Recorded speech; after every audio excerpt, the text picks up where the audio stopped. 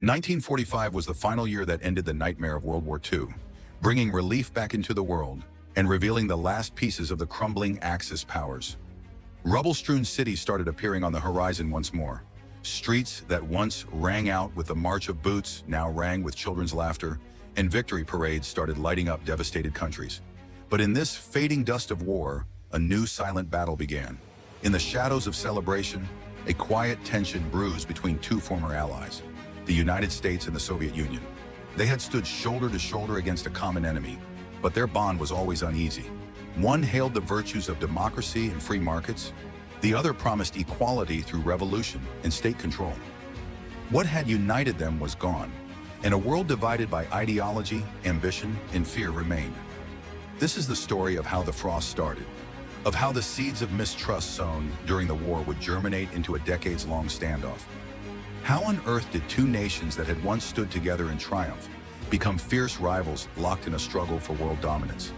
Come and meet the secret history of the Cold War.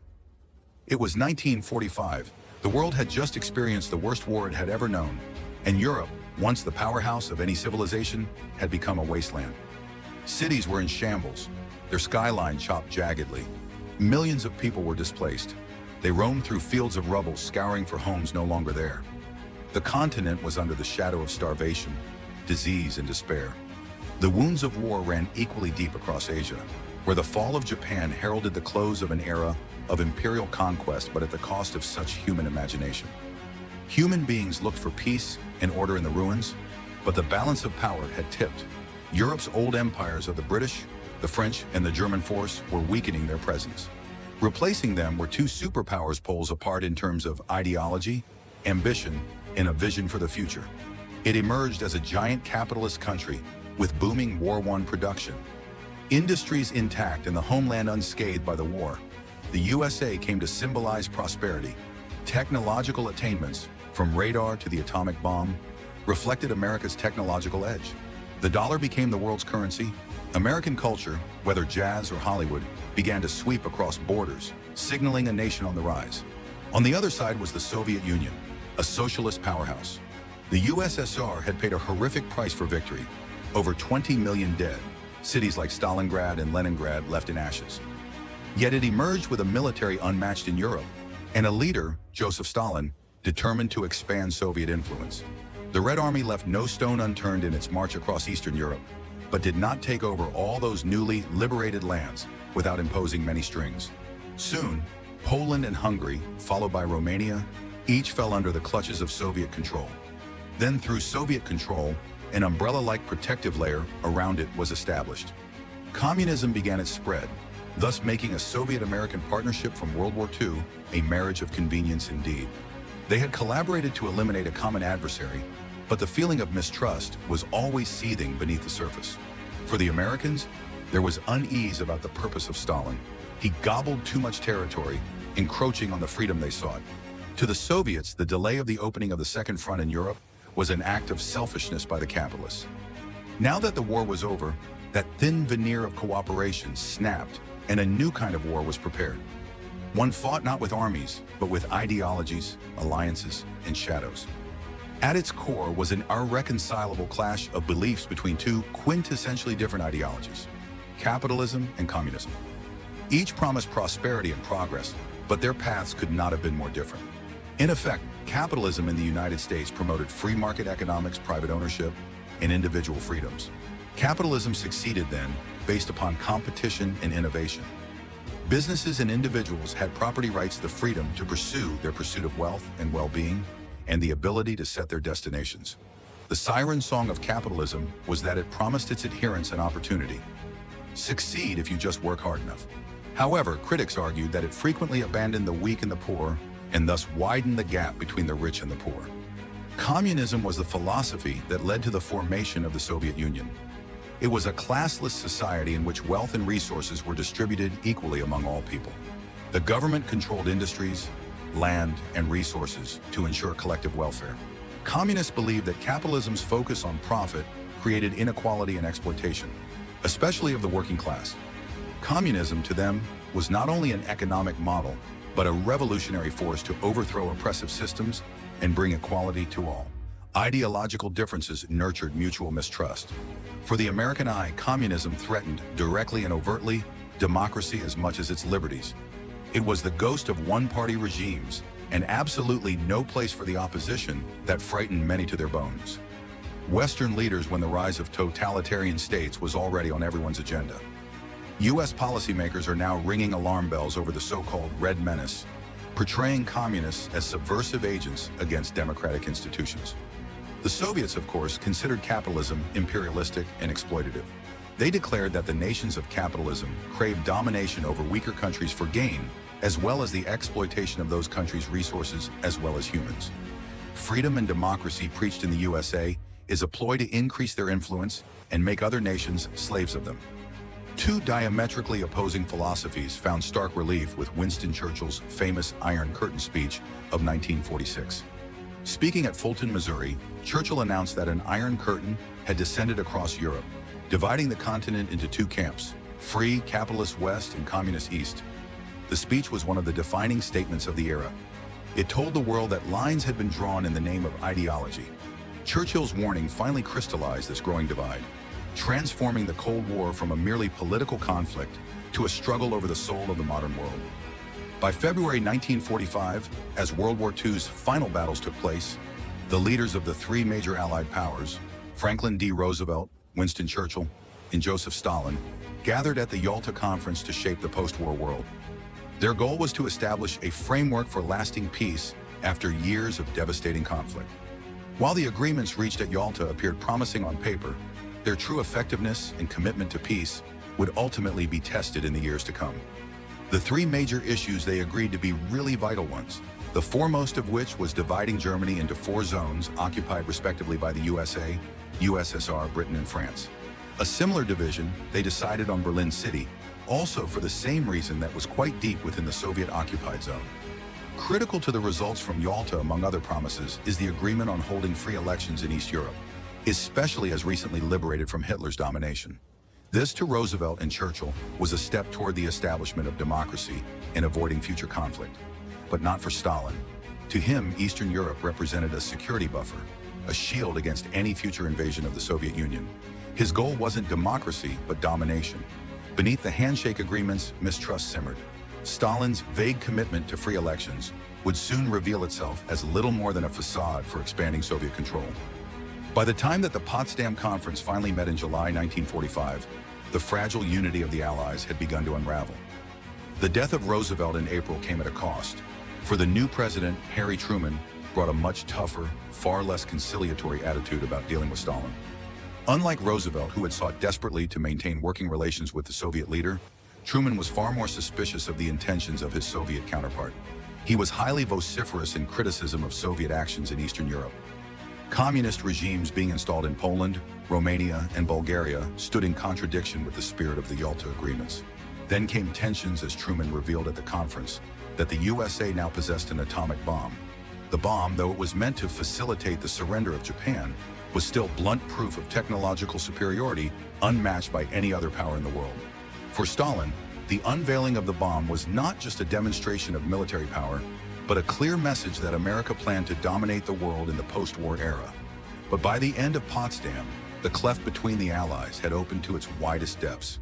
Even the most hollow agreements at Yalta would ring unconvincing to an ear, no longer capable of trust. While Stalin was already thrust ahead with a drive towards sealing and consolidating Eastern Europe, Truman's unwillingness and unyielding stand provided a kind of ideological and geopolitical conflict, one that would dominate the remainder of the century. Such seeds of division were sown, and the frost of the Cold War was settling. In the post-World War II scenario, Germany had become the battleground of the Cold War divided nation, and in many ways became the symbol of the global confrontation between capitalism and communism. In the Yalta Conference, the Allies had already agreed on dividing Germany into four occupation zones, one controlled by the United States, the Soviet Union, Britain, and France, respectively. Though separated, Berlin still was the national capital that was situated very deep in the Soviet zone, hence a microcosm of brewing conflict. Meanwhile, the Americans, British, and French in the West were trying their best to reshape their zones, using the precept of capitalism so that democratic governmental structures would regain the economy they thought an upbeat Germany would herald stability for all of Europe. However, the Soviet Union raised a communist government and integrated its area into the socialist bloc in the East. A united and powerful Germany, of course, was a significant and palpable threat to Soviet security for Stalin. The wounds from the invasion of Nazi Germany were still open and fresh, and he was certainly not going to allow Germany to become a platform for an attack on the USSR once again. The situation was so grave that Berlin itself became a pressure point. West Berlin existed as an island in the sea of communism, surrounded by the Soviet-controlled zone, like a bastion of capitalism. Hundreds of thousands of East Germans headed for the West. For the Soviets, West Berlin was like an open wound, glaringly omitting the presence of capitalism within their sphere of control. In addition to all these, the Marshall Plan that the USA introduced in 1947 contributed to this escalation of tension. It was an economic aid program that aimed at rebuilding war-torn Europe on free market principles, offering financial aid to any country that adopted such principles.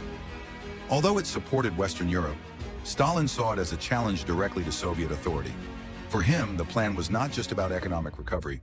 It was a calculated move to spread capitalism and diminish Soviet influence. The city of Berlin became the front line of the Cold War as Germany's division deepened. It was an ideological confrontation symbol, where the tension between two superpowers would burst into some of the most defining moments of the conflict. As the Cold War began to take its shape, the United States adopted a strategy of containment to halt the spread of communism. In this context, in his famous long telegram of 1946, the American diplomat George Kennan pointed out the overall policy. This policy had already warned the West that the Soviet Union was on an expansionist ideology where they wanted to expand their communist influence worldwide. He told America to make sure that it cannot permit Soviet influence to expand into the nations that might view the U.S. policy as. And so that will remain valid in the several decades ahead at America's foreign policy. The Soviet Union, meanwhile on its side, went on to establish Eastern Europe. Stalin was in no haste and eager to transplant communist regimes into Poland, Hungary, Romania, and Bulgaria realms. Under the pretense of a buffer against possible future aggression, the USSR entrenched authoritarian regimes responsive to Moscow in Eastern Europe, turning the latter into a sphere of tight control. For Stalin, it represented security and survival. For the West, Soviet imperialism. Communists would not halt at the odor for America. This fear was encapsulated in the domino theory, which postulated that if one nation fell to communism, neighboring countries would fall like a row of dominoes. This point increased the American impetus to neutralize Soviet movements and started the very hot battle for ideology that would form the future world. These small sparks would quickly fuel a global, full-fledged Cold War, where both were desperate to outwit each other. There was a point in time, the year 1947, which would usher the Cold War in the face of the globe. In March, U.S. President Harry Truman declared the Truman Doctrine, pledging to defend free peoples around the world from the spread of communism. This doctrine was not just a policy, but a bold declaration of America's commitment to counter Soviet influence wherever it emerged, starting with financial aid to Greece and Turkey to prevent them from falling into communist orbit. Soon after, the USA announced the Marshall Plan, a comprehensive economic aid package for rebuilding war-torn Europe. It stabilized Western Europe, further solidified the economic dominance of America, and made those countries firmly pro-capitalist. It spelled an immediate challenge for Stalin, who responded to it by establishing the Common Form as a tool to strengthen the Soviet hold on Eastern Europe and to deliver ideological consistency in the communist world. By 1947, it had grown into an almost purely political division of East and West, where the combination of politics and economy instilled differences in profound depths between the two parties. Frost was just setting out as both superpowers dug in for a long, bitter fight. The world embarked on a rivalry journey that would rewrite the rules for living, relationships, and international politics for many decades to come. In less than 2 decades, the Allied partnerships of World War II became the bitterest rivalry between the USA and the USSR, demonstrating just how easily ideological competition can undermine diplomatic unity. The very powers that stood united against a common enemy were now on opposite sides of a world struggle, both determined to extend their view of the future. The Cold War had just begun, but was it inevitable? Was it possible for the USA and USSR, with all their differences, to coexist peacefully, or was confrontation the only path forward? What followed was a tense, decades-long standoff that would shape the course of history. The Cold War had begun, a tense, decades-long standoff shaped by competing ideologies and a relentless struggle for dominance. As the world transitioned from the ashes of World War II, it found itself gripped by a new kind of conflict, fought not on open battlefields but in the shadows. Espionage, propaganda, and covert operations became the new weapons of war, each act threatening to tip the delicate balance of peace. One such moment came in the spring of 1960 when a U.S. spy plane piloted by Francis Gary Powers was shot down over Soviet airspace. This dramatic incident, revealing the depths of mutual distrust, shocked both superpowers and brought the world closer to disaster. The downing of Powers' U-2 aircraft was not an isolated event, but a reflection of the Cold War's very essence. A conflict where information, secrecy, and deception blurred the line between peace and confrontation. The Cold War was not just fought in cities or on battlefields. It was waged in dark corners of espionage, secret agents, covert missions, and behind-the-scenes warfare. The world's two superpowers, the United States and the Soviet Union, clashed not only with military might, but in a game of intelligence, manipulation, and misinformation. It was then that spies and double agents became unsung heroes, or villains in this invisible war. We dig deeper into the shadowy world of espionage, find the ideological battles that set the way nations understood one another, and how the Cold War was fueled by more than just the soldiers, but by the shadows of spies pushing their respective countries closer and closer to the precipice of war. Trust was a rare commodity, and suspicion ruled every action. And as we'll see, the results of these covert operations would shape global history in ways we're still feeling today. As the Cold War unfolded, the battleground was not only on land or in the skies, it was also within the hearts and minds of the people. Propaganda has been weaponized by both sides to promote their ideology and justify their actions while demonizing the opposite side. War by narrative became the best-spun cornerstone of the Cold War. Both superpowers fought not for allies, but for citizens' hearts and minds. Such was their strength that instruments of propaganda were as multifaceted as they were strong. Radio proved to be a very important influence on broadcasting. The United States used Voice of America, VOA, to broadcast the ideals of freedom, democracy, and capitalism, usually beaming messages into Eastern Europe to counter Soviet narratives. On the other side, the Soviet Union used Radio Moscow, projecting communism as the solution to global inequality and portraying the United States as an imperialist oppressor. These programs were not only communicated, but were designed to evoke patriotism and instill suspicion of the other. The content was just as important to the battle of the ideas as the cinema and the page. Films like The Red Menace and Invasion of the Body Snatchers were produced by studios that described communism as an underhanded threat to the American way. The Soviet Union answered with films that glorified the proletariat and focused on Western immorality. Books and pamphlets were circulated around the world to persuade intellectuals, workers, and students of their cause. Propaganda had even appeared in children's cartoons to political essays. The home was where both nations worked to censor information at will. In the United States, the Red Scare and McCarthyism forced their media and intellectuals under suspicion of un-American activities. Dissenters were often silenced or banished. The Soviet Union, too, under Stalin and then Khrushchev, policed newspapers, books, and broadcasts to ensure that only those messages aligned with the state reached the public. It was on the front foot and also on the back foot. Every side portrayed their opponent's worldview as the wrong way to live, but there and back. The Soviet press pictured capitalism as the breeding place of inequality and exploitation. The American media represented a place of darkness and an oppressive life under communism, where personal liberties simply didn't exist. The propaganda was not the front line of the Cold War, but at the very war front line. It shaped perceptions while fueling the tension that defined one era. At the core of the Cold War lay an irreconcilable clash of ideologies: capitalism and communism. Capitalism was the creed of America, with an emphasis on free markets, private ownership, and individual liberty. It continued to propagate the idea that hard work and innovation would lead to personal success and national prosperity. Instead, the Soviet Union promulgated communism, in which a classless society could own resources as a whole and distribute them equitably as well. It targeted exploitation and economic inequality as set to be defeated. Such competitive visions of the world went far beyond theoretical constructions. They determined every single policy and measure, from spy networks to anti-communist propaganda throughout the Cold War. America's triumph of capitalism would mean triumph over communism, undermining Soviet influence abroad.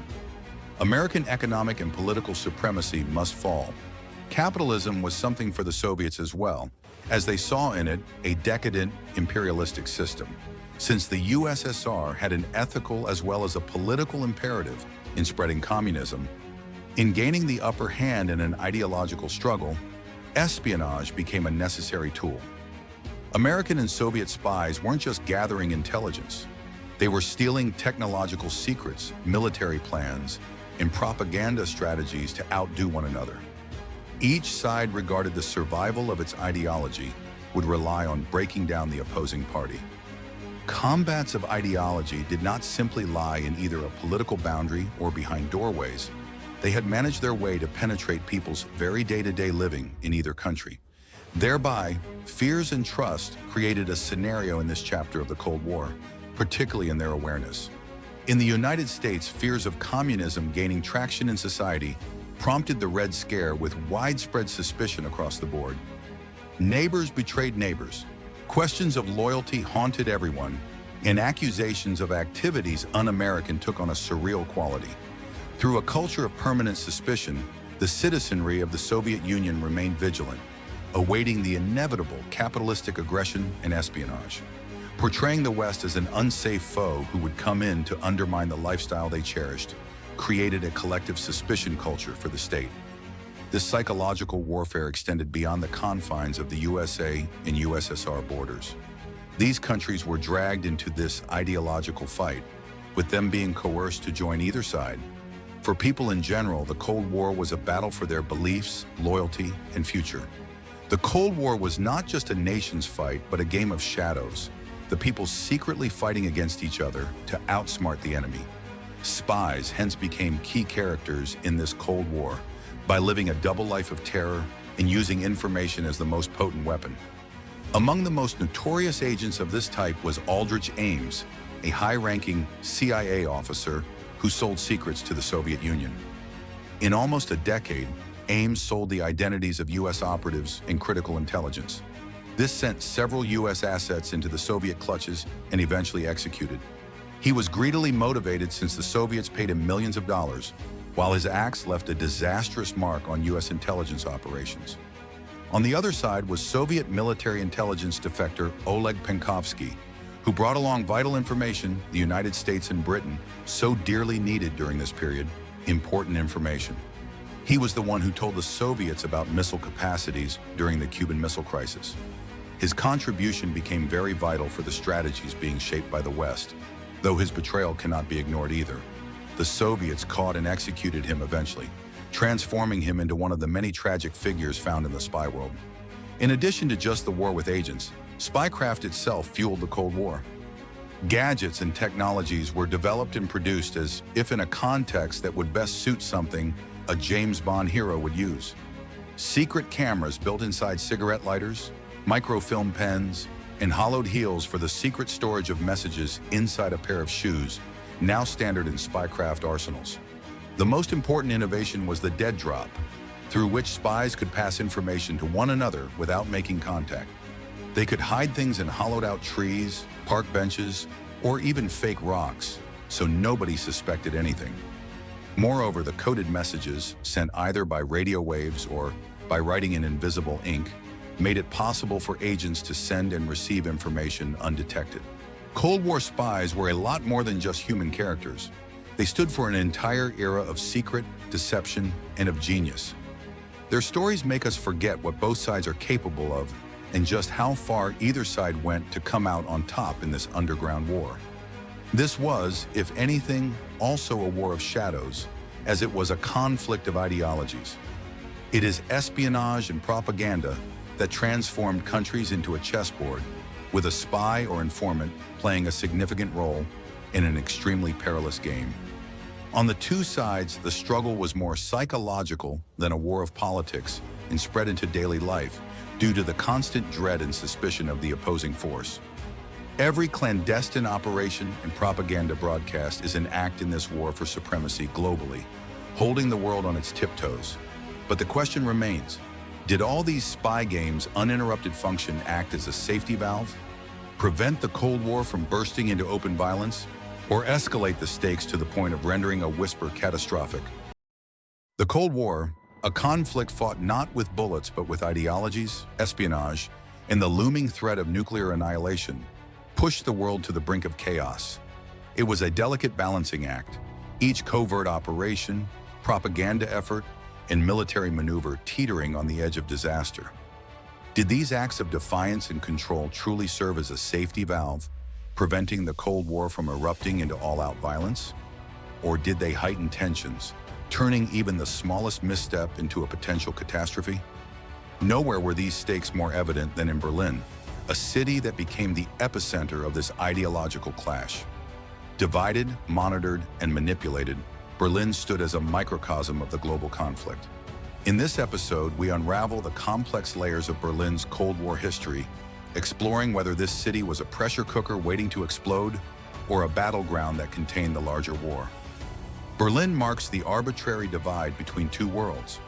Very shortly after the defeated powers of World War II agreed to divide space and share uneasy alliances, a former capital full of vibrant life was soon at the center of escalating ideological clashes. Divided into sections ruled by the Allies and the Soviets, Berlin's fate quickly turned the once vibrant capital of Germany into a battle for democratic ideals against communism and freedom versus authoritarianism. However, Berlin's significance stretches far beyond its borders. Here, the Cold War, global and abstract, became intensely personal in terms of family, neighbors, and whole ways of living. But why Berlin? What are the secrets behind this city, which became the front line of politics, power, and human drama during the Cold War? In this episode, we untangle Berlin's transformation into the epicenter of the Cold War and unravel the events that made it the symbol of ideological division. In the last few months of 1948, tension had begun to build that would eventually rise to open confrontation with the Western Allies and the Soviets over one of the key confrontations in the early stages of the Cold War, the Berlin blockade, where the Soviet, with the then head and leader, Joseph Stalin, wanted to consolidate their controls by cutting through all rail, roads, and even canals that went directly into West Berlin. This blockade was a calculated attempt to make the Western Allies, America, Britain, and France, leave the city and to make the entire state of West Berlin dependent upon the Soviet-controlled East for its survival. The Western Allies mounted an unprecedented and daring operation, the Berlin Airlift. Planes came around the clock, under the cover of darkness, to supply those in West Berlin with necessities, food, coal, medical supplies, and others. They landed as frequently as every few minutes and kept the city's 2.5 million alive despite the Soviet land blockade. The airlift was not only a logistical triumph, but also a powerful symbol of determination and resilience. It showed the West was committed to defending Berlin and preventing Soviet aggression. By May 1949, confronted with the success of the airlift, the Soviets lifted the blockade, thus achieving a significant victory for the Allies. The Berlin blockade and airlift cemented the division of East and West, both ideologically and physically. This became the first major confrontation of the Cold War, cementing Berlin's position as an arena where competing visions for governance and society would clash, with further confrontations to unfold in the soon-to-be divided city. After World War II, thousands of East Germans fled to the democratic West through Berlin, which caused growing tensions between the East and West. By 1961, more than 3 million people escaped from East Germany through Berlin. The population that was attracted by the prospects of political freedom and economic opportunities of the West totals 20%. This mass migration put a crisis on the Soviet-backed East German government because it was directly threatening its economy and exposing the flaws in the communist regime. Under Soviet approval, at night on August 13, 1961, East German authorities initiated a shocking and drastic response. They started building the Berlin Wall. Within a few hours, barbed wire barricades cut across the heart of Berlin to divide the city into two worlds.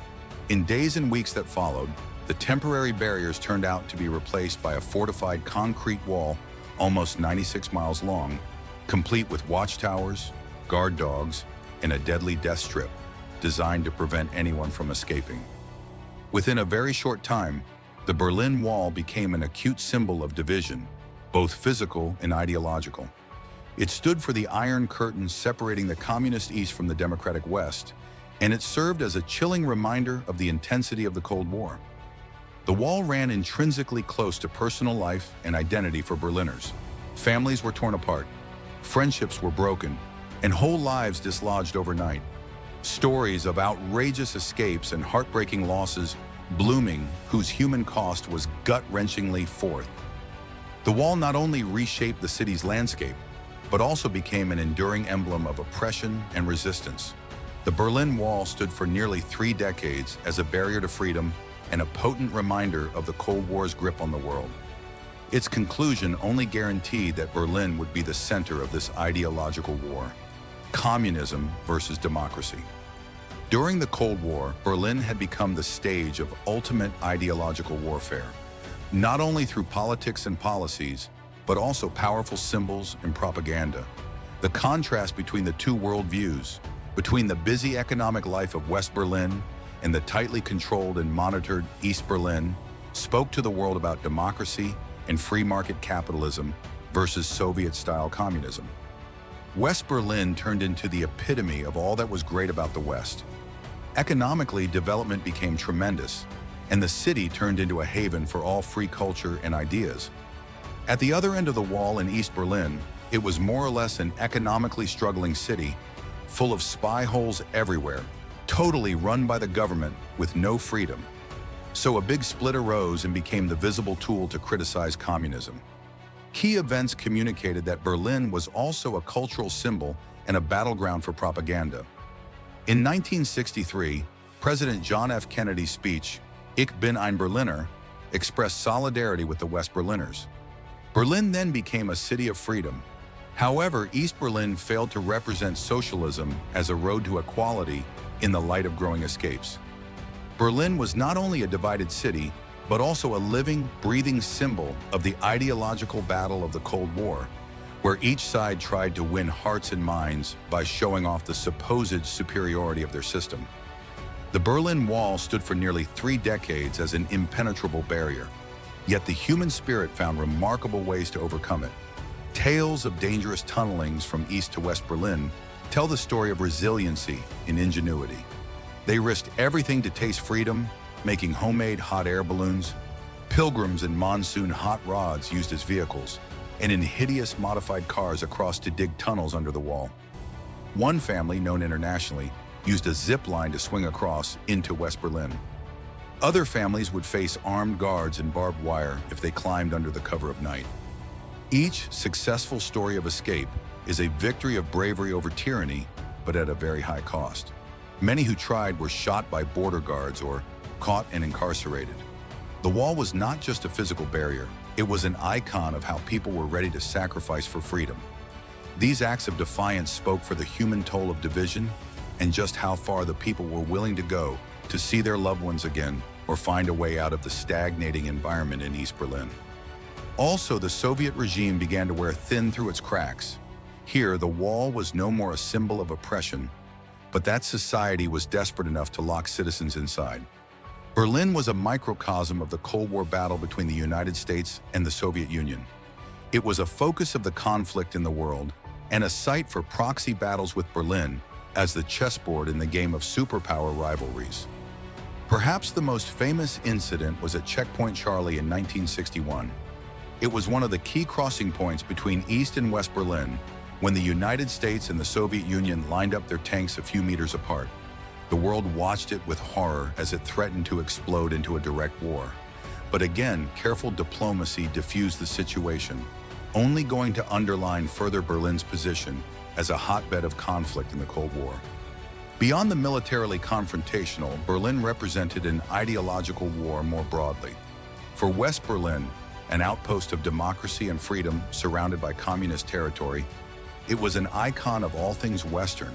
For the Soviets, East Berlin was a paragon of socialism, But its contrast with the prosperity of the West proved often too vivid to be beneficial.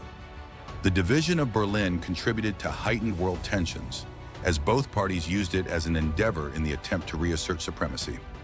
Berlin became a Cold War battlefield, and martial fights occurred without any actual war, in which the stakes were nothing but the future of this or the other ideological world. The story of Berlin is about division and defiance, a city torn in two, not just physically, but also ideologically. Suddenly, its divided streets came to stand at the very nerve center of a global battle. Just as sharp a reminder of what happens when ideology carves its way through communities and families. But even at its darkest, Berlin was a city of hope, resilience, and humanity's indomitable spirit. But the question remains, was the wall impenetrable, or were its cracks always inevitable? How much healing would it take for a gravely scarred city to heal its divisions? The story of Berlin is that of division and defiance, a city split not only by concrete walls, but more profoundly by the ideological divide that severed the age. It then became the nerve center for battle sieges and bombs to be unleashed within the junction of ideologies as communities and families are torn apart by an ardent heave for a strong political conviction. Yet Berlin, even at its weakest point, lives at the center of resilience and hope embodied by the human spirit. However, the walls in Berlin were not the battlefields of the Cold War. Well beyond the city's fractured streets, battles were being carried out on many continents and turning into proxy wars that would hurt distant nations in the geography away from Berlin. As these foreign lands became battlefields where these divisions became intensified, it has emerged that probably these fights were not needed. Were these conflicts predestined to occur, or perhaps should the divisions never have occurred? As deep as the scars were in Berlin, so were the wounds of the proxy wars. The weight of superpower ambitions lay on Vietnam, Afghanistan, and Angola, as the people fought against what they had never wished for. A divided world may heal, but how does a world divide when battle lines have crossed borders and continents? Were the wounds of the proxy wars repairable, or were the cracks left to mark them forever? It would eventually go down in history as one of the most defining conflicts of the Cold War, a symbolic struggle for ideological supremacy between communism and capitalism. Right after the First Indochina War in 1954, the Geneva Accords divided Vietnam along the 17th parallel. Communist North, under the leadership of Ho Chi Minh, sought to reunify it under communist rule, whereas South, aided by the Western world, preferred a non-communist government with Ngo Dinh Diem as the head of the administration. As tensions increased, so did the American involvement, fueled by the domino theory, the idea that if one fell to communism, others would automatically follow. Small-scale military advisor missions soon grew into large deployments of American troops in the 1960s, then into full-bore bombing operations and ground operations. Though having way better military technology, the United States was unable to break free of the North Vietnamese Army, NVA forces, and those from the Viet Cong, which in turn adapted some of their styles of old-time guerrilla warfare towards the extreme, dense jungles to further take advantage of. The North side was militarily and financially supported by the Soviet Union and China, effectively making Vietnam a proxy battlefield of superpowers in the Cold War. The use of external aid strengthened North Vietnam and prolonged the war. The war came to a close with the fall of Saigon in 1975 as a culmination when U.S. involvement ended, and Vietnam united under communist rule. The war left deep scars. Millions of Vietnamese lost their lives, lands were razed, and generations were uprooted.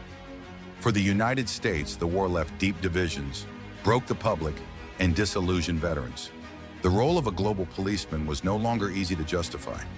The Vietnam War is a somber lesson in the need to understand the complexities and costs of ideological conflicts.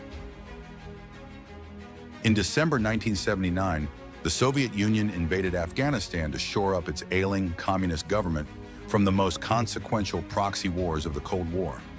Indeed, the chessboard politics of the period created Afghanistan to be one of the critical battlefields, and the Soviets would not let it collapse into either a Western or Islamist state.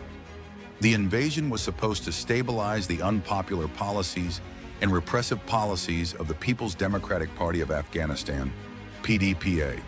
which had caused widespread rebellion in the land. The Soviets, however, underrated the fiercest resistance. The United States, wanting to counter Soviet expansion, responded with covert operations through the CIA. Under Operation Cyclone, the U.S. channeled billions of dollars in arms and aid to the Mujahideen Afghan resistance fighters.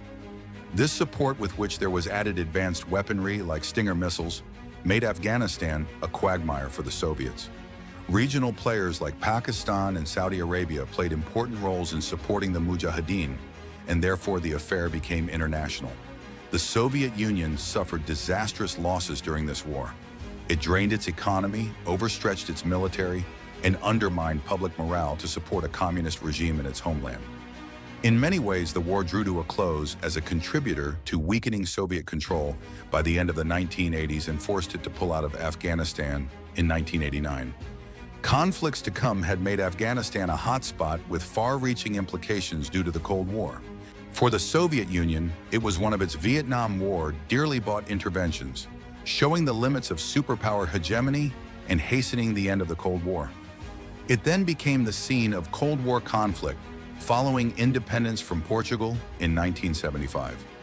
Unity and instead went straight into civil war, fed on ideological cleavage and external manipulation. It divided into two strong factions, on each side of which other world powers had camped their stand: MPLA, on whose side the Soviets camped its ground, and the UNITA, which Americans also supported. The MPLA, with the Soviet Union and Cuba providing strong military and financial support, aimed to establish a socialist state. The United States, eager to counter Soviet influence in Africa, allied with UNITA, providing weapons, training, and funding. South Africa also intervened on the side of UNITA, further escalating the violence. This Cold War proxy war turned Angola into a battleground for the competing ideologies of communism and capitalism. It left the country crippled. The long decades of the conflict resulted in the loss of hundreds of thousands of lives and forced millions to be displaced. Its infrastructure crumbled and its economy was stagnant as the war consumed the resources of Angola. Foreign powers saw Angola as a strategic pawn, but for the people, the war brought nothing but suffering and destruction. The Angolan Civil War was a stark example of how Cold War rivalries used regional conflicts as opportunities to inflame rather than settle those conflicts. Decades of turmoil and struggle following Angolan independence would mark that young nation, leaving its indelible imprint. The repeated themes and approaches of Cold War proxy wars frame this conflict as the expression of the Cold War itself between the United States and the Soviet Union, as these superpowers continued to fight by proxy, fueling other regional and civil conflicts throughout the world. Every conflict was not just a simple regional dispute, but it came to be painted as a field for freedom or socialism. For the United States, intervention in Vietnam or Afghanistan was to protect democracy and stop the domino effect of communism. The Soviet Union, however, defended its intervention in Angola and Afghanistan as an act of solidarity with oppressed peoples fighting imperialism. Both superpowers funneled vast economic and military resources into these wars. The United States, for example, supplied billions in weapons and aid to anti-communist forces like the Mujahideen in Afghanistan or UNITA in Angola. The Soviet Union, in turn, supported Marxist governments with arms, training, and sometimes direct military intervention, as in Afghanistan. Propaganda was a significant aspect. Both superpowers used mass media to create public support by describing their involvement respectively as morally justifiable and strategically necessary. To the United States, this was presented in rhetoric against communism. To the Soviet Union, international socialism was given prominence. These tactics changed the regional conflicts to ideological battlegrounds where wars have been prolonged and destruction has been widened.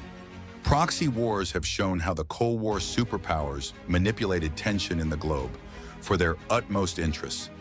This incident has, therefore, made a tremendous humankind and an economic cost. They illustrated the dangers of ideological extremism, where the well-being of nations they exploited mattered less than global agendas for the superpowers involved. External interventions, masquerading under the rhetoric of liberation or defense, are followed to further entangle conflicts, prolong suffering, and destabilize total regions. These wars rarely represented the people on the ground, but rather constituted chess games played by distant powers, devastating their consequences. These modern antagonisms echo the shadows of Cold War proxy wars. They fund, arm, or fight through proxies in countries in the Middle East or elsewhere, create humanitarian crises, and reinforce cycles of violence. The lessons of Vietnam, Afghanistan, and Angola, where foreign involvement only deepened divisions, serve as a stark reminder of the costs of such interference. The scars of the proxy wars can still be seen in Afghanistan and Angola. It's the same generation, but the same economic fractures it goes through with such wars. It's the same story for social divisions created or accentuated in such conflicts, as those are always tough to mend and leave behind lots of unfinished business that chokes progress. Therefore, the legacies of such wars remind us to learn lessons for being more cautious. Ideological obsessions tell a cautionary story as they bring a reminder of how most things could be solved in case there is pressure for diplomacy and peace building instead of war. The Cold War has been over, but the proxy wars that define its political landscape remain as lessons urging us to learn from mistakes in history. The silent battleground of the Cold War was through proxy wars. The superpowers warred not necessarily facing each other, but in others' lives. From Vietnam to Afghanistan and Angola, these wars unfolded how far states would go for ideological supremacy, often at the cost of millions of lives lost and lasting stability. They offered the stiff price of idealistic fervor, where globalization ambition clashed with home realities, breaking nations apart and leaving behind generations war-scarred. What made a nation rise to such heights? Was it actually for freedom and socialism, or merely a veneer for a new battle for hegemony in global affairs? How far can such an ideological fight go? And when the battlegrounds were no longer distant lands, but the very future of humanity itself, what choices would the world face? This is because the Cold War had already made distant lands battlegrounds, with superpowers fighting through proxies. The resultant or ongoing conflicts in Vietnam, Afghanistan, and Angola intensified the strain. The struggle for ideological supremacy was no longer only on foreign soil, but threatened humanity's existence. Every year brought a new increase in the race for bigger, deadlier nuclear arms. The United States and the Soviet Union created arsenals with enough destructive capacity to destroy the world many times over. Deterrence became the name of the game, but what was the price? Fear gripped the world as nations lived under the constant shadow of annihilation. Would rational minds prevail, or was the world hurtling toward an inevitable catastrophe? What kept this dangerous balance from tipping over? And in a conflict where victory meant survival, could anyone truly win? On August 6th and 9th, 1945, the world was changed forever when the United States dropped atomic bombs on Hiroshima and Nagasaki. In the blink of an eye, the rules of war were rewritten. The catastrophic damage brought the end of World War II for Japan, which surrendered, but it sent shivers down the spines of the world, specifically to the Soviet Union. It was no longer a theory in nuclear weapons, but rather the harsh reality capable of deciding the fate of a nation. For a handful of brief years, nuclear power was the privilege of the United States, used by the superpower as a strategic upper hand in the game of world politics. Then in 1949, the Soviet Union detonated its first atomic bomb, which they had codenamed RDS-1. No longer was there a single superpower nuclear player. This event launched the real arms race. Both nations tried their best to top each other off in firepower. There was a mistake in the policy making. Fear of falling behind caused a nuclear stockpile to explode exponentially. When the US developed hydrogen bombs in 1952, the same thing came up with the Soviets in 1953, and it never seemed to abate. Each progress only fueled the cycle of escalation. The Cold War was no longer an ideological struggle, became a race of developing the most destructive weapons ever known to humanity. The question changed from who possessed nuclear weapons, but who had the most, and who could strike first. With tensions at the highest level known to man, Mankind stood on the brink of destroying itself. When the nuclear race grew fierce, the concept was devised, a very harsh doctrine defining mutual assured destruction. If the superpower, for example, the US, used nuclear force, then there was the reaction of the so-called Soviet bloc, which made use of its respective nuclear forces. These attacks would destroy the whole world. Hence, theoretically, there could never actually be a winner from the nuclear war and should just never happen in the first place. To ensure deterrence, the US and USSR had accumulated staggering nuclear warhead stockpiles. In the 1960s, each side had thousands of bombs, exponentially more powerful than the atomic bombs dropped on Hiroshima and Nagasaki missile silos. Nuclear submarines and bombers all held ready at any given time. It was an easily understood strategy. If it became impossible to prevent the attack, at least they could retaliate before they were destroyed. The superpowers had reached a frightening balance, too powerful to be attacked and yet too frightened to disarm. But MAD was not just a military strategy, it was a psychological weapon. The threat of nuclear annihilation hung over the heads of leaders and civilians. Governments carried out doomsday drills, school children were covered under their desks, and bomb shelters became an everyday part of life. One miscalculation, a false alarm, or an act of desperation could set off the unthinkable. The world lived in fear, forever at the very precipice of destruction. Yet this fear prevented war. The remainder of the question was, how long would this grudging balance hold before the heavy boot of something or someone pushed the world beyond the edge? The world teetered on the edge of nuclear war than at any other point in history in October 1962. The Cuban Missile Crisis was one of the ultimate confrontations the United States was to have with the Soviet Union. The drama was the discovery of Soviet nuclear missiles in Cuba, just 90 miles off the US coast. That move shattered a delicate balance of power and pushed the world to its edge of being annihilated. For 13 agonizing days, the world held its breath as President John F. Kennedy squared off against Soviet Premier Nikita Khrushchev in a standoff that seemed to be on the brink of a nuclear war. Kennedy insisted that the missiles must be withdrawn from Cuba, which Khrushchev argued was a defensive measure against threats from the US. The United States imposed a naval blockade around Cuba, effectively cutting off all Soviet shipments, with a clear signal that any attack launched from Cuba would bring full-scale retaliation. Behind closed doors, both realized that a wrong move could mean global destruction. A secret deal was reached. The USSR agreed to withdraw its missiles from Cuba in exchange for a US promise not to invade Cuba and a quiet removal of American missiles from Turkey. The crisis ended without war, but it marked forever the history that no war might ever be fought again. The Cuban Missile Crisis was a terrifying lesson in how quickly the tensions of the Cold War could spiral into catastrophe. In response, the US and USSR established a direct communication hotline between Washington and Moscow to prevent future misunderstandings. Arms control agreements soon followed, but the world had seen how fragile peace truly was. The question lingered. Would humanity's survival always depend on the restraint of a few men? And the shadow of nuclear war hung over the mundane life, assimilated by the culture. Governments, especially in the United States and the Soviet Union, used propaganda to build up the threat of nuclear annihilation as a dangerous threat that would finally require the military option. Bomb drills were all the rage in schools throughout the US. Children were taught to duck and cover under their desks in case of a nuclear attack. These drills meant to prepare the public for a nuclear attack on the country, instead fed a sense of vulnerability and fear. The nuclear propaganda films, the American Duck and Cover, and the Soviet A Day in the Life of the Worker, continued to feed an atmosphere of dread. The enemy in both was an abstract, omnipresent threat. Such a culture created a sense of inevitable sudden, catastrophic destruction.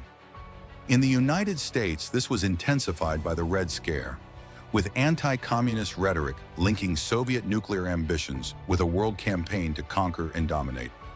In this propaganda, the USSR would be a mortal enemy, and nuclear buildup became essential to national survival. It kept society in constant fear of annihilation, leaving that generation anxious, distrustful, and paranoid.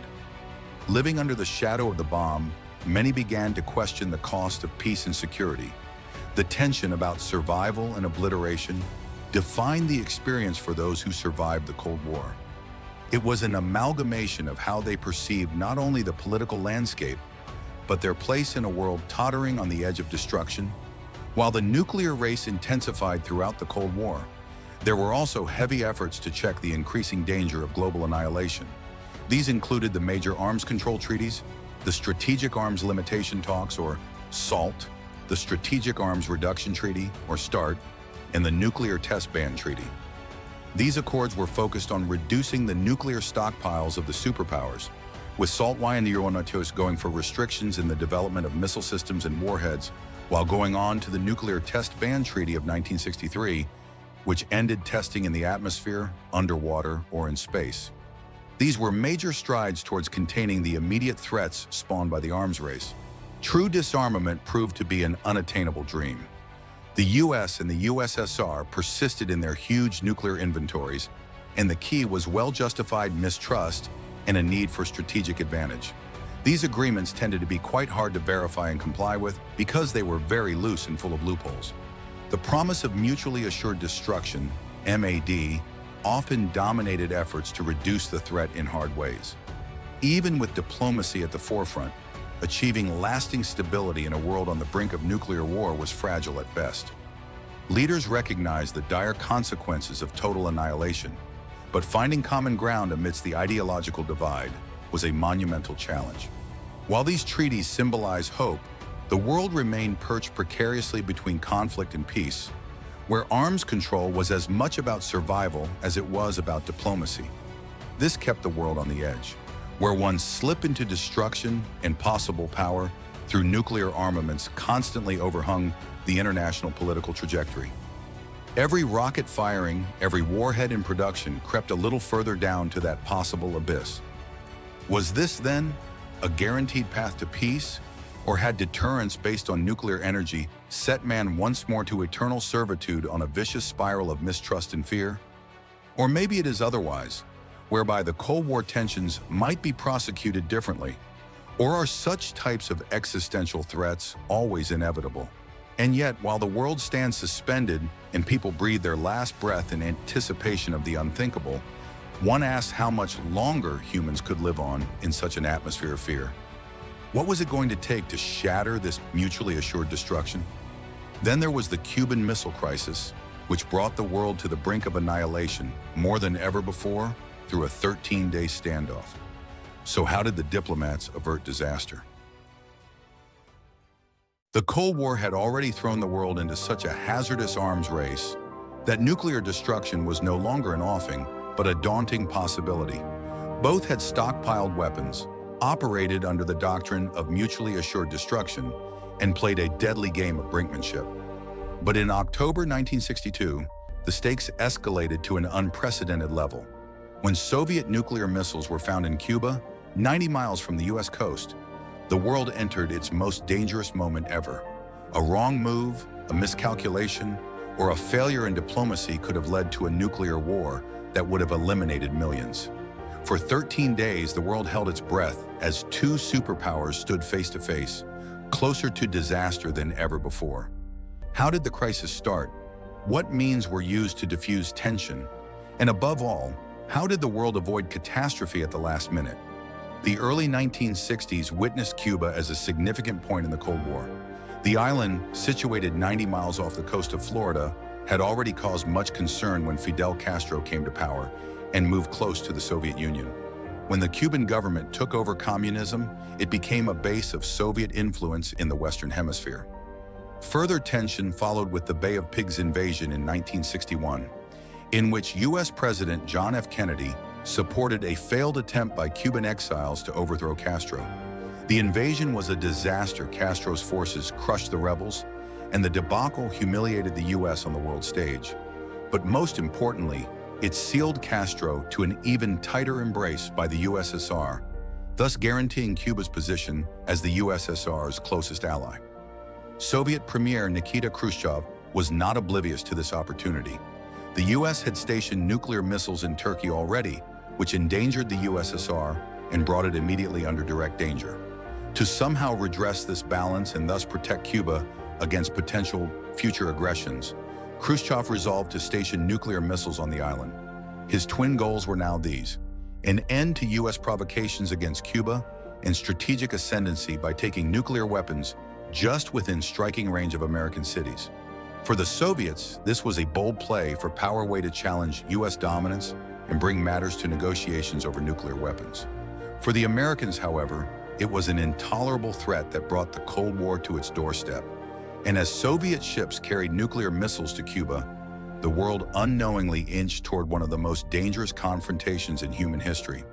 On October 14, 1962, a US U-2 spy plane photographed a Cuba airfield. On that photo was taken evidence of something no one thought to have expected: the presence of Soviet nuclear missile sites being constructed. No doubts remained. Secretly, medium and intermediate range ballistic missiles were on Cuban territory, capable of striking main American cities within minutes. It brought the White House into crisis mode. President John F. Kennedy and his top advisors proposed setting up the Executive Committee of the National Security Council, EXCOM, to decide on their next course of action. The stakes were high. These missiles went live, and the configuration of power was going to change dramatically, placing the United States at the mercy of a direct Soviet nuclear attack. Mounting tensions grew over the options that were weighing on Kennedy's mind. A direct military strike could destroy the missile sites, but would risk provoking Soviet retaliation. A full-scale invasion of Cuba would remove Castro, but might well start World War III. A more measured approach, a naval blockade, could stop additional Soviet weapons from landing on the island, but might not force the removal of the missiles already positioned on the island. While the U.S. debated its response, public fear skyrocketed. The news of the crisis had yet to be released, but military forces quietly moved to DEFCON 2, the highest level of readiness short of actual war. Nuclear bombers stood by, ready to launch at a moment's notice. Across America, officials prepared fallout shelters, and citizens unknowingly went about their daily lives while their leaders struggled to prevent catastrophe. For 13 days, the world held its breath, because one wrong move would mean annihilation for all of humanity. The Cuban Missile Crisis had started, and never had humanity come so close to nuclear war. With Soviet nuclear missiles in Cuba threatening the United States, President John F. Kennedy took a very high-stakes decision. He ordered a naval blockade, officially called a quarantine, around the island. The objectives were clear: to prevent further Soviet arms from reaching the shores of Cuba, and in return threaten the USSR with the dismantling of the missiles already in existence. On October 22, 1962, Kennedy appeared nationally on television, declaring the crisis to the global audience and giving the Soviet Union a harsh warning of dire consequences if the missiles were not dismantled. Khrushchev did not back off. Soviet ships carrying military equipment headed towards Cuba, testing Kennedy's resolve. Meanwhile, Soviet troops in Cuba were scrambling to ready missile sites for use. Each side teetered on the edge, at any moment to be plunged into full-blown nuclear war if anything went wrong. The world watched in breath-holding suspense as U.S. warships blocked Soviet vessels as they approached the quarantine line.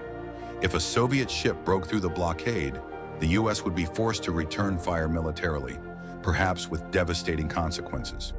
In Washington and Moscow, the military prepared for the worst. Nuclear bombers stood ready, missile silos readied for launch. Meanwhile, behind the scenes, frantic negotiations were in full swing. Khrushchev sent two messages, one proposing a diplomatic way out and one aggressively demanding U.S. concessions. At one point, a Soviet submarine carrying a nuclear torpedo was nearly fired upon by American forces, and its captain was able to narrowly avoid disaster. As the world tottered on the edge, one question hung in the air: would diplomacy prevail, or was nuclear war inevitable? It was the secret negotiations, however, that mattered most in the world during the Cuban Missile Crisis. Whereas all public declarations and military maneuvers got a great deal of headlines, it was through the back-channel communications between the United States and the Soviet Union that avoided a nuclear catastrophe. On October 26, 1962, Khrushchev privately messaged President Kennedy, making a conciliatory offer. If the U.S. agreed not to invade the island, he would remove Soviet missiles from Cuba. this message did not go far enough. The following day, Khrushchev sent another letter that was tougher in tone, specifying that unless US missiles were removed from Turkey, Soviet missiles in Cuba had to be removed as well. Under heavy pressure, Kennedy's administration worked day and night to draft a response. After several days of tense deliberation, Kennedy's team, led by Attorney General Robert Kennedy, agreed to a quid pro quo. The US secretly agreed to withdraw its Jupiter missiles based in Turkey, which it had been contemplating for months but only delayed until it could attain this through diplomatic means. In return, the Soviet Union would dismantle its missile sites located in Cuba, which no longer threatened the United States. Khrushchev was confronted by hardliners from his party and desired to restore Soviet prestige, so he eventually relented to this compromise proposal. Kennedy's leadership finally sealed the issue during the crisis, but a major coup itself was secured through the deal. However, a retreat for Khrushchev would deepen political ructions that would eventually take him down within the Soviet Union.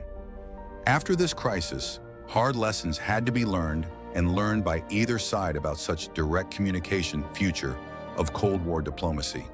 The Cuban Missile Crisis did not go through nuclear war, but its aftermath has far-reaching changes to the Cold War and the ways of international diplomacy. For the United States, President Kennedy became a firm leader who pushed the Soviets back. However, the fact that the missiles installed by the US were secretly removed from Turkey, even when their presence could not be told in the newspapers, it had become clear that superpowers had to forgo some of their dreams with a looming nuclear apocalypse. For the Soviet Union, it was a humiliating climb down for Khrushchev, weakening him at home and eventually yielding to ousting in 1964. The Soviets responded, however, by rapidly escalating their nuclear buildup, determined to be outsmarted no more. Cuba itself remained under Castro's rule, but more integrated with Moscow than ever, grew increasingly resentful at being cut out of the final negotiations. The hotline was one direct communication link set up between Washington and Moscow for the prevention of future misunderstandings. The red telephone line itself symbolized the new era in diplomacy, for quick, clear communication was indispensable to avoiding a nuclear disaster. It also changed the attitude of the world toward nuclear weapons, for it stared into the abyss. The world realized how close it came to annihilation. There was an urge for new arms control measures. This included the 1963 Limited Nuclear Test Ban Treaty, with provisions for the prohibition of all nuclear testing in the atmosphere, outer space, and underwater. The Cuban Missile Crisis was a turning point, a terrifying reminder of how fragile peace could be, but also a lesson in the power of diplomacy to avert catastrophe. This resulted in the Cuban Missile Crisis in a 13-day standoff, sending the world towards nuclear disaster, one wrong move sparking World War III. At such a point, it was suspended over the globe, hanging by hair over extinction, till rescued by cooler heads of the negotiators, withdrawing the disaster over their heads. Can it happen again with another such crisis? Has the Cuban Missile Crisis reshaped global diplomacy, or has it merely postponed a confrontation that was always inescapable? The shadow of that near apocalypse hangs large, and it raises some difficult questions about the true fragility of peace. But still, with a deep sigh of relief, the world could breathe as the Cold War changed in strange and surprising ways. Where will the next battlefield emerge? Will it unfold in the skies or beyond, into the vastness of space? Only time will reveal. After crossing the unthinkable doorstep of nuclear warfare during the Cuban Missile Crisis, the Cold War transitioned towards the next milestone that crossed worldly lines. Continued tension between the United States and the Soviet Union would intensify rivalry in yet other vast, previously unexplored areas of the world. Rather than exploring an uncharted landscape, it involved the dominance of every nation on the planet in the final new frontier. While it was indeed a race to the moon, it was more so a symbolic battle of technological superiority and an ideological triumph. While beyond the rockets and the landings on the moon, it leaves us to wonder whether it was indeed the pursuit of knowledge in space or another field for superpower play-by-play. As the stars were invited, so were the stakes. Would a new frontier bring people closer to one another or set them further away from each other? In 1957, the Soviet Union shocked the world by launching the first man-made satellite to orbit the Earth, Sputnik. The move not only demonstrated the Soviets' technological superiority, but also gave the USSR leadership in space exploration. The successful launch of Sputnik sent shockwaves around the world, declaring that the Soviet Union had surpassed the United States in one of the most crucial areas of scientific achievement. The USSR did not stop there. In November 1957, they launched Laika, a dog, into space aboard Sputnik 2, which was the first living creature to orbit the Earth. This was followed by an even greater milestone, Yuri Gagarin's historic flight in 1961, where he became the first human to travel into space and orbit the planet. The Soviet Union was celebrating through Gagarin, further cementing national pride and ensuring the USSR was not a lightweight contender in the space race. This forced the United States to reevaluate its strategy in space. America did not have success matching these Soviet firsts and was playing catch-up. The United States accelerated its space exploration pace by rapidly establishing NASA in 1958. The concern of being left behind by the Soviets created a new sense of urgency in American scientific and military communities, beginning an intense and fiercely competitive period in the quest for space supremacy. The space race was now on its way, with the USSR beginning in an excellent and timely way. When the Soviet Union rapidly gained a couple of early successes, the United States responded boldly in trying to recover its lost ground in the space race when it established NASA in 1958. The new agency was set to spearhead America's effort in space exploration, special emphasis being laid on technological advantage to get the U.S. back in the best position for dominating space. Then, in 1961, President John F. Kennedy came to address a joint session of Congress and famously declared that before the end of the decade, an American astronaut would walk on the moon. That bold challenge sparked the imagination of the nation, pushing the government, as well as the private sector, to commit enormous resources toward making the impossible possible. The words of Kennedy served directly as a response to the early successes of the USSR in space, publicizing America's intent not to catch up, but to overtake the USSR in this game. The steps were the missions of Mercury and Gemini. Success in the Mercury program had put America's first men into space, paving the path for more advanced explorations. The Gemini flights that followed will be precursors to the Apollo mission, test critical technologies, perfect orbital maneuvers, and sharpen the skills to land on the moon. The early missions were a stepping stone to the ultimate, Apollo 11. Now the world was geared toward the moonshot countdown, and America was ready to lead the way for the country to show history, do something extraordinary, and alter the world for good. It was a spectacular moment in the history of humans when on July 20th, 1969, Apollo 11, which carried astronauts Neil Armstrong and Buzz Aldrin into space, successfully touched down on the moon. As soon as Armstrong became the first to step on the lunar surface, his words resounded across the Earth.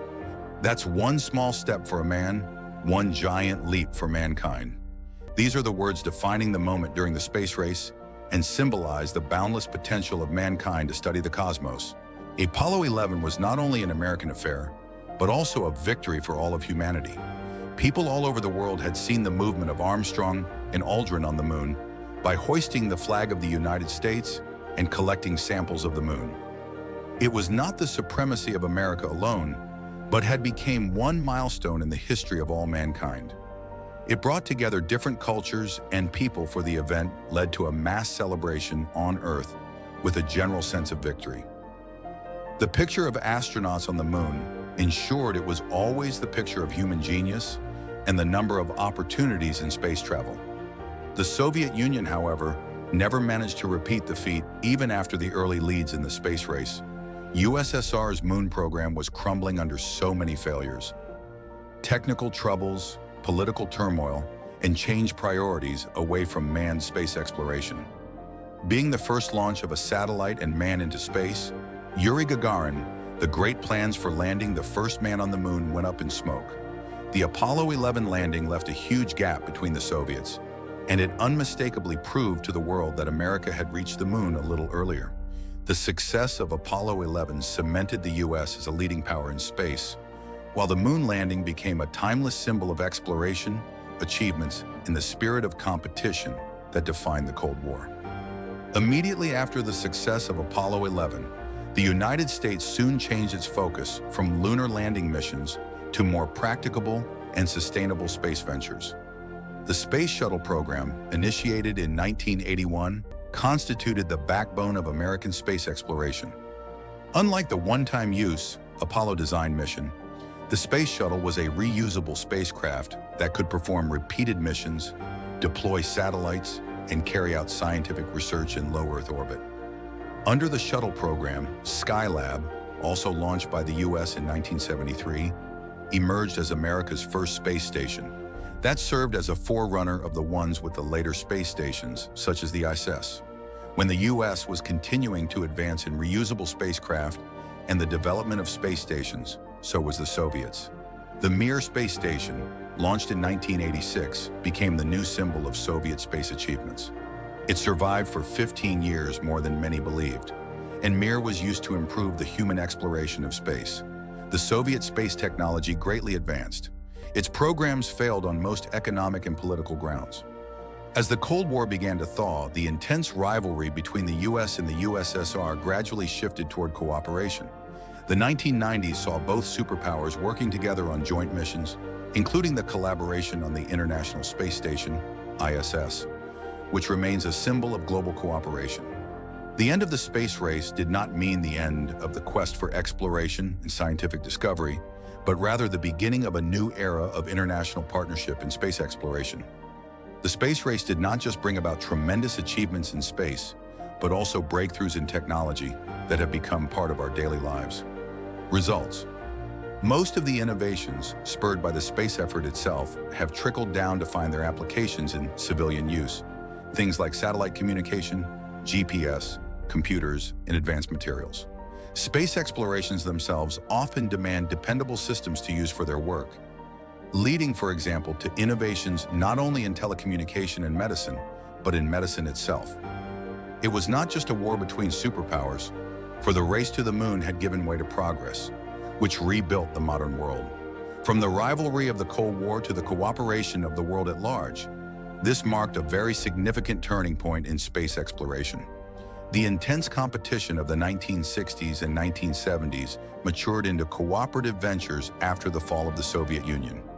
The International Space Station would be a good example because it has finally become an epitome of this cooperation in which both the US and Russia cooperate with others in creating a space-based platform for scientific discovery.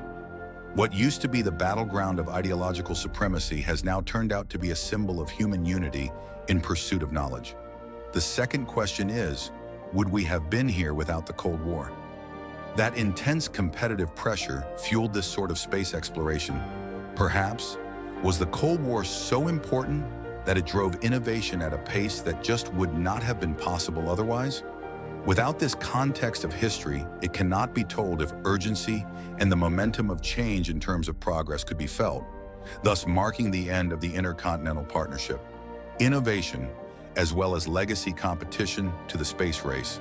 With the historic redefinition of ambition, when the world was touching the untouched, it went to the moon and came to know the cosmos. What started as a proud and aggressive competition between two superpowers has developed into a worldwide common endeavor that inspires us to this day. From then onwards, the technological shift in this regard was of utmost importance because everything evolved from communication to ordinary life. But as we move into the future, one question is left on our minds. Is the space race over, or are we just beginning another chapter in space exploration? While the stakes are now higher than at any time for nations, companies, and even private individuals to quest for the ultimate frontier in space, there is also darkness beyond the stars, the darkness of the Cold War, which cast a long shadow over life on Earth, from fear and suspicion to every form of propaganda. Do old tensions revisit us in the garb of the new? How have fears born of the Cold War shaped our lives today? In what ways does propaganda shape and determine the thoughts of a whole generation? The Cold War was not a fight in distant lands, space, or even in nuclear showdowns. It was a war in the minds and hearts of men. It was a war unlike any other war because it was a clash of ideologies, a struggle for dominance of the discourse, molding of public opinion, and sustenance of power by fear. Paranoia ran deep in the United States, as it did in the Soviet Union, and in that sense, communism and/or capitalism stood at the root of an existential threat, now visibly infesting homes, workplaces, and personal conviction. Extremes characterized measures on both sides of the divide. The American side saw governments use witch hunts, blacklists, and the most draconian methods possible to regulate people's activities. The Soviet side was marked by censorship, propaganda, and strict lines, rendering control over the information as essential as control over the arms. But how did that climate of fear shape the quotidian world? Could mere suspicion ruin a career? How could people live in a world as a whole defined by loyalty, where everybody seemed to be under constant surveillance and doubt? This was during the Cold War, when America was gripped with fear over the threat of communism. Senator Joseph McCarthy led the charge, and his systematic pursuit of suspected communists turned paranoia into national policy. McCarthyism was known to thrive on accusations rather than evidence, which fueled a culture of suspicion across the country. Anyone with left-leaning views or simply the wrong association could be labeled a Soviet sympathizer. Probably the most infamous part of this time was blacklisting. Hollywood was a battleground, and actors, writers, and directors were not hired because they had connections with communists. Even government employees, educators, and people in the private sector had to sign loyalty oaths stating they were loyal to the United States and that communism was wrong in their jobs. For the average American, it was an age of fear. Neighbors informing on neighbors, co-workers distrustful of co-workers, and overnight loss of careers. An accusation of communist sympathy could destroy a life, creating an atmosphere where silence and conformity were survival tools. Was it an overreaction to the real threat, or a political tool for controlling dissent? Here, information was an arm of the state. All media, especially newspapers, radio, television, as well as literature, came under the government's control, and only pro-communist history would appear in the media. Western influences were demonized, and any dissenting opinions were swiftly silenced. In such a world, the Soviet citizen lived, where the truth was told by the state, and his access to alternative viewpoints was almost impossible. Among the most effective Soviet propaganda tools was the cult of personality, more so during the rule of Joseph Stalin. The image of him was omnipresent, a sage, fatherly leader who, with his mighty hand, took the nation into prosperity. Historical facts were reshaped to suit his successes. His cruel purges and massacres were erased. Not even death halted the propaganda. Soviet leadership became infallible. But behind this beautifully crafted image was a society under constant surveillance. The KGB and other forms of secret police monitored citizens for any sign of disloyalty. Neighbors, colleagues, and even family members were encouraged to report suspicious behavior. A simple joke about the government could result in arrest, exile, or worse. Fear had become a way of life that would ensure obedience without the necessity of open force. The constant grip of control by information, combined with the omnipresent specter of punishment, kept Soviet citizens in line for decades. People living behind the Iron Curtain did, however, see a real Soviet reality, with the shape molded by the state alone, even if the world outside sometimes caught glimpses of Soviet power. As the Cold War deepened, the fear of nuclear annihilation slowly saturated the daily lives of people. No longer did it feel like some remote possibility that an atomic attack would occur. It was something that was expected to happen sooner or later. Governments, schools, and families prepared for the unthinkable, placing nuclear survival within the fabric of society. The most enduring symbol of this time was the duck and cover drills conducted in America's schools. Children were taught to duck under their desks and cover themselves against the lethal fallout of a nuclear explosion. Billboards and movies for kids informed them that this practice might keep them alive when the professionals in the room well knew that such an attack would be very fatal. While they created an illusion of being prepared, drills did little to alleviate the ongoing anxiety of being under the mushroom cloud. The world outside saw programs for civil defense, advising people to create fallout shelters and build food, water, and medical supply caches. Communities were encouraged to dig out neighborhood bunkers. In some areas, Governments allocated funds for constructing large group community shelters. Survival books detailed how to survive the nuclear winter, and corporations cashed in on fear with the sales of radiation meters and emergency boxes. It placed upon the nuclear pursuit an unbearable psychological burden. To one generation at least, an existential threat constantly loomed at the edge of consciousness, the very real, even immediate threat of extinction through nuclear war. Anxiety sired distrust, paranoia, and in extreme forms, fatalism. Distrust often proved to be tantamount to turning away from attention toward the threat for some people. For others, however, it created a kind of obsessional fear of it. Even today, the echoes of this nuclear hysteria remain in popular culture and government policies, reminding everyone of a time when the world stood on the edge of destruction. Ideological confrontation took on a new dimension through the tools of films, music, and literature.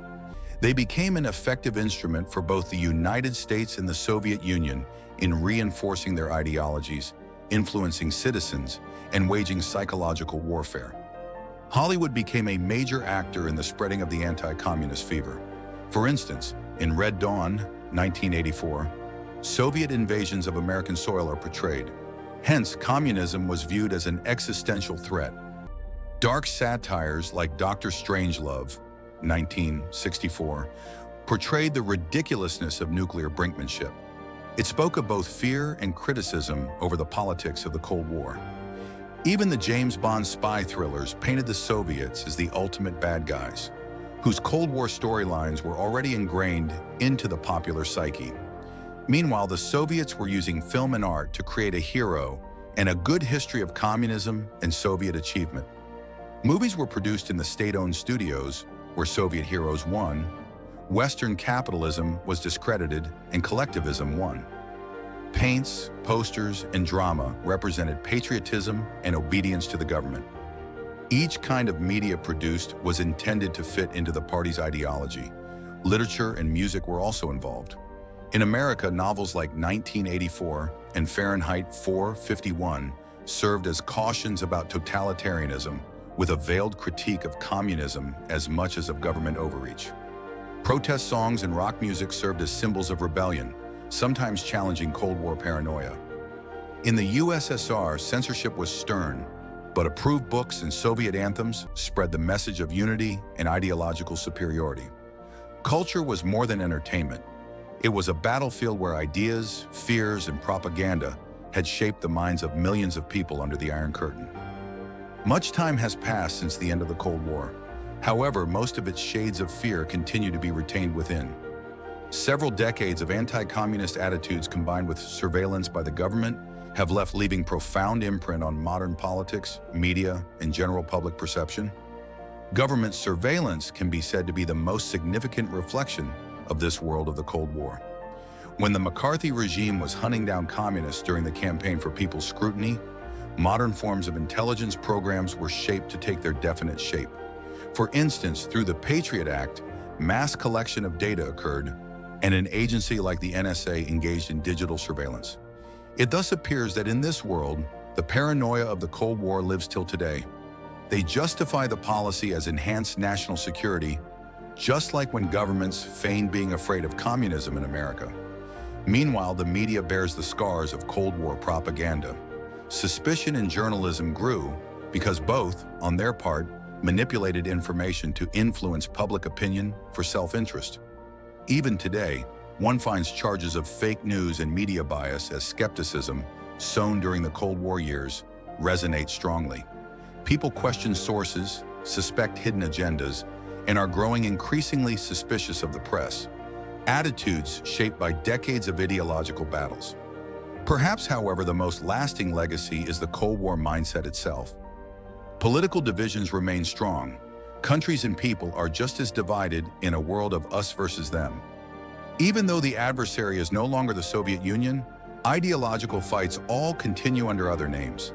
Fear politics that were so ably honed during the heyday of the Cold War are very much alive and kicking, shaping society's responses to perceived or actual threats, ensuring the Cold War never ended, but only changed form. It never had to do with weapons and borders, but with who's in control of the minds. Fear, propaganda, and ideological warfare reshaped whole generations concerning how to view society's enemies, their governments, and even their neighbors. If it wasn't McCarthyism in America, then it was state-controlled media in the USSR. The competition for dominance stretched far beyond politics and seeped into daily living, education, art, and one's thoughts. But have we truly left that era behind? The marks of Cold War paranoia live on in modern surveillance, political schisms, and distrust of the media. Propaganda may have changed its form, but does it still dictate global narratives and public perception? Have we moved past the fear, or has it simply adapted to new battlegrounds? If the Cold War was a war of ideologies, how much of that ideological struggle still lingers in today's world? Are nations still using fear to control societies just as they did decades ago?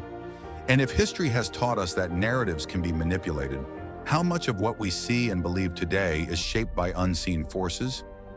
But ideology wasn't the only weapon. Another war was waged, not with missiles or spies, but with money, sanctions, and economic influence.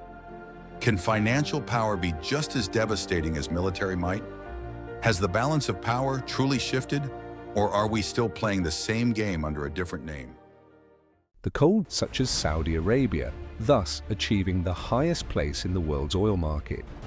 The Soviets, on the other hand, tried to outmaneuver by establishing ties with countries in Africa and Asia that possessed natural resources. Trade blocs had a significant presence in the Cold War economic competition.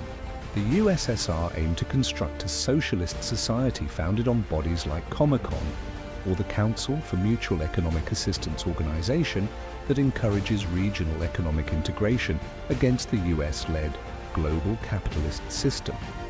Meanwhile, the US used institutions like the World Bank and the International Monetary Fund, IMF, to extend its economic reach, particularly in the Western Hemisphere. Moreover, proxy conflicts in resource-rich regions like Africa and Latin America became battlegrounds for economic control. Nations rich in resources such as the Congo, Angola, and the rest fall into the basket of Cold War politics, where all forms of economic or military aid come as a string attached. Globalization through economics and world policy. During the Cold War years put some economic policy trends on the map. This brought globalization into their orbit that is keen to rope more countries. The Cold War never came to be a contest of armies and weapons, but a test of endurance, with pressure on the economy cracking an empire just as surely as any missile. The Soviet Union, stretched to its limit by decades of military appropriations, economic mismanagement and growing unrest began slowly crumbling under its weight, its cracks in the Iron Curtain widening from tiny fissures to wide splits year after year. Change was bound to come by the late 1980s. If political reforms like Glasnost and Perestroika aimed at reviving the Soviet system, they opened up its vulnerabilities. In Eastern Europe, voices long suppressed against the Moscow stranglehold began to grow louder, and that once unbreakable stranglehold started slipping. The impossible seemed to be in the offing. One after the other, Soviet satellite states began breaking free. The world watched in awe. Was the downfall of the Soviet Union inevitable, or was it merely a product of a series of decisions, mistakes, and misjudgments that made an end to an era inevitable? The Soviet Union is suffering from increasingly acute economic problems as stagnation, debt, and resource depletion undermine its foundation. Decades of central planning result in inefficiencies as industries fail to innovate and productivity declines. The cost of maintaining a world presence, subsidizing satellite states, and participating in the arms race becomes unsustainable for the economy. When shortages become rampant, discontent spreads among citizens, and confidence in the system begins to erode. Political instability increases with corruption creeping into the government machinery. Debates over leadership and ineffective reforms do not improve the severely deteriorating situation. The satellite states were frustrated with Soviet control, and their protests and demands for independence increased. The Eastern European countries, once held tightly under the influence of the USSR, started demanding autonomy. The growing resistance movements make it difficult for the leaders to suppress the rising turbulence. The Soviet-Afghan War accelerates the decline further. The long drawn-out war drains the country's financial resources and demoralizes the military. Soldiers return disillusioned, and the failure of the war weakens the USSR's image of invincibility. The cost of warfare, economic decline, and political turmoil combine to create a perfect storm. As the cracks in the system widen, the once mighty Soviet Union stands on the brink of collapse. Mikhail Gorbachev introduces sweeping reforms to address the Soviet Union's deepening crisis. Glasnost, or openness, allows for greater political discussion and press freedom, breaking decades of state-controlled narratives. Citizens, once silenced by censorship, begin openly criticizing government failures, corruption, and economic mismanagement. Previously suppressed truths about historical atrocities and systemic flaws come to light, eroding public trust in the Soviet regime. Instead of reviving the state, Glasnost accelerates its disintegration as people lose their fear of speaking against their leaders. At the same time, the perestroika, or restructuring attempts to revitalize the ailing economy. Gorbachev introduced market-like reforms whereby some businesses would be allowed freedom and less interference from the central government. But decades of stiff state planning render the transition disorganized. Production slows down, the supply chains collapse, and inflation rises high. Instead of prosperity, perestroika deepens economic instability. Worsening shortages and deteriorating living conditions turned frustration into unrest. These reform efforts were intended to salvage the USSR and let loose forces that no one had imagined or planned would fall under the jurisdiction of the center. The republics began acting increasingly as nation-states, wanting independence for themselves. The movement for nationalistic independence gains its strength. Strikes and protests flood the nation. Political opposition develops. As such, freedom begets lesser proclivities toward slipping back into oppression. From being a project for modernization in itself, the cause of the Soviet Union's defeat begins. The state loses its grip, and the once almighty superpower begins to disintegrate, not at the hands of foreign pressure, but from within. The issue is not whether the USSR can be reformed, but if it can even survive. East and West Berlin stand as an actual symbol of the Cold War, where this city is bisected by two opposing ideologies, capitalism on the west and communist rule on the east. To the west is huge economic prosperity, state-of-the-art infrastructures, and greater personal freedom. On the other hand, to the east, under communism, life would be characterized by economic stagnation, surveillance, and travel restricted. The Berlin Wall, built in 1961, was used both as an actual and emotional barrier to not allow East Germans to escape and cross west to this more fertile land. By the end of the late 1980s, desperation in East Germany finally reached the boiling point. Citizens, with economic hardship and government repression already at a peak, begin mobilizing massive demonstrations. Emboldened by reforms in the Soviet Union and seemingly unstoppable democratic uprisings around Eastern Europe, hundreds of thousands fill the streets. Calls for liberty become stronger and tougher on the regime in East Germany. On November 9, 1989, one piece of news made everything different. Under pressure to ease travel restrictions, a government official blurts out the news that East Berliners are now free to cross the border. Confused yet eager crowds gather at checkpoints, leaving only one question when a wall crumbles. What's left? The power that constructed it? It is impossible not to notice that the Soviet foundation had cracks that cannot be overlooked by the late 1980s. Stagnation of the economy and political dissatisfaction go hand in hand with growing nationalist movements across the Eastern Bloc to signal an inevitable collapse. Inspiring policies by Soviet leader Mikhail Gorbachev in openness and restructuring pushed countries in this region, including Poland, Hungary, and Czechoslovakia, towards some form of free elections. Protest masses erupt. One by one, communist states crumble, people reject control by the USSR and demand democracy. Soon the mighty Eastern Bloc fractures and breaks its ties with the Soviet Union, which had tightened its grip strongly. Feeling the weakening might of the authority of the Soviets, hardliner communists who were within the USSR tried their best to override the situation of the Soviet situation. In 1991, in August, these officials, antagonistic to reformist Gorbachev, led a coup meant to reinstitute strict Soviet power. Tanks roll into Moscow, and Gorbachev is placed under house arrest. But the coup plotters had not reckoned with the Soviet people's outright defiance. Thousands took to the streets in protest, led by Russian President Boris Yeltsin, who climbed atop a tank to make a speech against resistance. Within days, the coup was falling and would seal the last chapter of the disintegration of the Soviet Union. By the end of the year, it would happen for sure. On December 25, 1991, Gorbachev resigned from the presidency of the USSR officially. That evening, the Soviet flag was hoisted for the final time on the Kremlin building, and then replaced with the Russian tricolor. The former superpower, once strong, had long been standing as the United States' strongest competitor, would come to its demise. The Cold War ends not in a nuclear standoff, but quiet dissolution of the empire. But what rises when the giant falls? The Soviet Union collapses, and does the world ever really emerge from its shadow?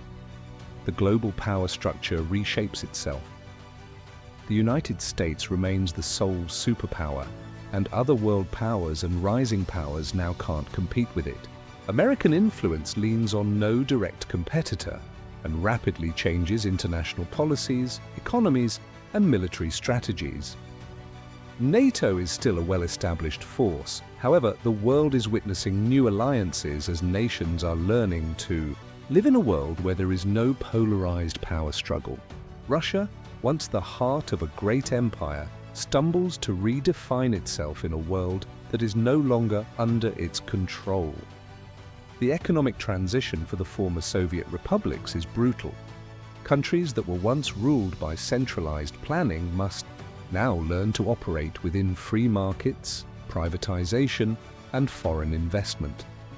Inflation skyrockets, unemployment climbs, and corruption flourishes as oligarchs appropriate key industries. Some states, such as the Baltic nations, integrate well into the European economy, while others, such as Ukraine and Belarus, suffer through political instability and economic disaster. The Russian Federation itself suffers through a deep financial crisis, leaving millions in poverty. Does the Cold War end or merely disguise itself? As the ideological conflict between communism and capitalism gives way to its silence, new tensions arise. NATO expands its push eastward into erstwhile Soviet states, leaving Russia sorely displeased. Middle East conflicts, economic competition with China, and cyber warfare redefine the global competition. New leadership in Russia seeks means to once again reposition Moscow to shake up the order of the West. The Soviet Union disappears, but does the fight for dominance ever really end? Global politics donned the toga of the Cold War for years, however not through the route of military clashes, but through Cold Wars and an economic form of warfare plus a proxy form.